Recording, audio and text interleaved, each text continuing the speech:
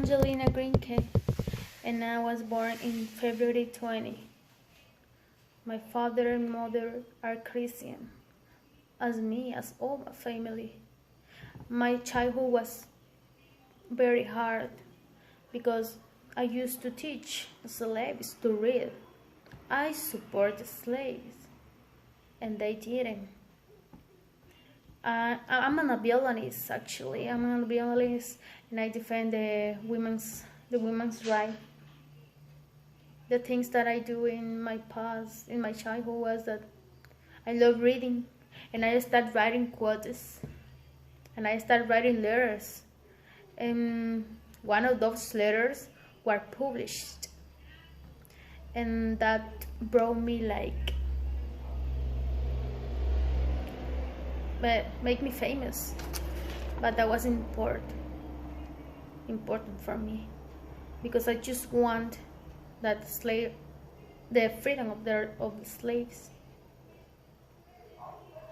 I lost a husband named William because he died because of the cholera epidemic, and then we traveled with my sister Sarah. We traveled to New York City, and in that city we were training to be agents.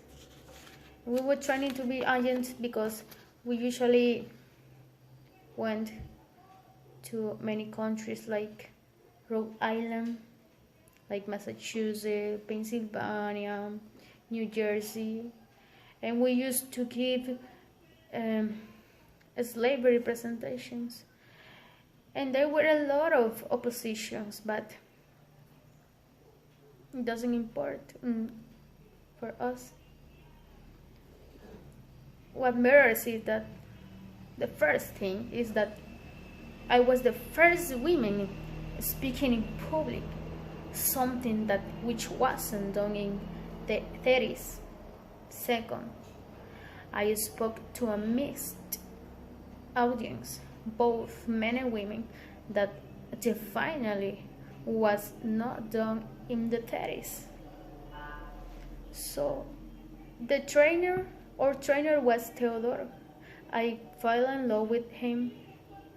I married with him, and I invite many slaves, and we decide to do many things to get slaves, to the freedom of the slaves. When I got married with him, I moved to New Jersey, and in that country we teach children's math, language, science, and the way that they are going to think in the future when they grow up. So with my sister Sarah, we were teaching them, and we joined to anti-slavery society, and that helped us to be the first women to defend the women's right, or the Negroes' right, or the slaves' right, because all men are created equal. As the book that I read when I was 12 years, I read the Constitution of the United States, and I read the Declaration, and I learned that all men are created equal, and that concept became the foundation of my thinking for the rest of my life.